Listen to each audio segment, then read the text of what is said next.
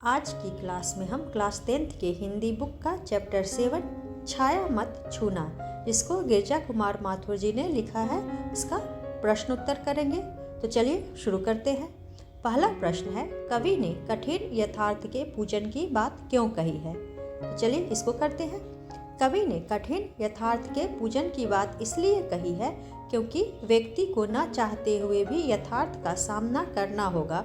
व्यक्ति वास्तविकता से दूर नहीं भाग सकता, इसलिए कवि ने कठिन यथार्थ से रूबरू होने की बात कही है। अगला प्रश्न है, भाव स्पष्ट करें। तो चलिए इसको करते हैं। प्रभुता का शरणबिंब केवल मृग तृष्णा है, हर चंद्रिका में छिपी एक रात कृष्णा है। तो चलिए इसको करते हैं। प्रस्तुत पंक्तियां गिरजा कुमार माथुर द्वारा रचित छाया मत छूना से अवतरित है। इसमें कवि ने अतीत की सुखद स्मृतियों को मृग तृष्णा के समान बताते हुए कहा है कि मनुष्य में बड़प्पन का एहसास मृग तृष्णा के समान है, क्योंकि चांदनी रातों में अमावस्या की काली रात छिपी है। जैसे चांदनी रातों के बाद काली अमावस्या की रात का सामना करना पड़ता है, वैसे ही व्यक्ति को सुखों के साथ साथ दुख का सामना करना पड़ता है। अगला प्रश्न है, छाया शब्द यहाँ किस संदर्भ में प्रयुक्त हुआ है? कवि ने उसे छूने के लिए मना क्यों किया है? तो चलिए इसको करते हैं। छाया शब्द यहाँ भ्रम या दुविधा के अर्थ में प्रयुक्त हुआ है। कवि ने इसे छूने से मना किया है क्योंकि भ्रम में सुखद स्मृतियों के एहसास करने से उसकी प्राप्ति नहीं हो सकती। कल्पना मात्र भ्रम पैदा कर सकती है, अतः हमें अतीत की स्मृतियों के भ्रम में नहीं रहना चाहिए। अगला प्रश्न है, कविता में विशेषण के प्रयोग से शब्दों के अर्थ में विशेष प्रभाव पड़ता है। जैसे कठिन यथार्थ, कविता में आए ऐसे अन्य उदाहरण छांटकर लिखिए और यह भी लिखिए कि इससे शब्दों के अर्थ में क्या विशेषता पैदा हुई।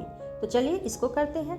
कविता में कवि ने कठिन यथार्थ जैसे अनेक विशेषणों का प्रयोग किया है, जैसे सुरंग सुधिया, चित्रगंध, तन सुगंध, शरणबिंब, मृग तृष्णा, एक रात कृष्णा, दुविधाहत, शरद रात, रस बसंत। इन विशेषणों के प्रयोग से भाषा में विशिष्टता उत्पन्न हुई है, कविता में अर्थ गांभीर्य की सृष्टि हुई है तथा ज्ञता का गुण समाहित हुआ है। कविता का अर्थ अधिक तर्कसंगत बन गया है। अगला प्रश्न है, मृग तृष्णा किसे कहते हैं? कविता में इसका प्रयोग किस अर्थ में हुआ है? तो चलिए इसको करते हैं। मृग तृष्णा से अभिप्राय हिरण की चाह से है। हिरण को रेगिस्तान में दूर चिलचिलाती धूप में पानी प्रतीत होता है, अतः वह प्यास से व्याकुल उसे पाने के लिए दौड़ता है, लेकिन पास पहुंचने पर वह पानी ना पाकर रेत ही पाता है। इस कारण उसकी प्यास शांत नहीं होती, वहां से उसे फिर दूर की रेत पानी जैसी प्रतीत होती है। इस प्रकार हिरण हमेशा भ्रमित होता रहता है। कविता में कवि ने मृग तृष्णा का प्रयोग बड़प्पन के लिए प्रयुक्त किया है।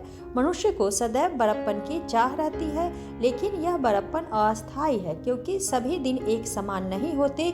जो मिला है वह कभी भी छिन सकता है। अगला प्रश्न है, बीती ताहि विसार दे आगे की सुधि ले। यह भाव कविता की किस पंक्ति में झलकता है? तो चलिए इसको करते हैं। बीती ताहि विसार दे आगे की सुधि ले का अर्थ कविता की निम्नलिखित पंक्ति में व्यक्त हुआ है, जो न मिला भूल उसे कर तू भविष्य वरण। अगला प्रश्न है, कविता में व्यक्त दुख के कारणों को स्पष्ट कीजिए। तो चलिए इसको करते हैं। कविता में वर्णित दुखों का कारण मनुष्य का अतीत की सुखद स्मृतियों को याद करना, धन दौलत, पूंजी संचय की चाह तथा बड़प्पन का एहसास होना है। कवि उपलब्धियां पाने के लिए हमेशा संघर्ष करता रहता है।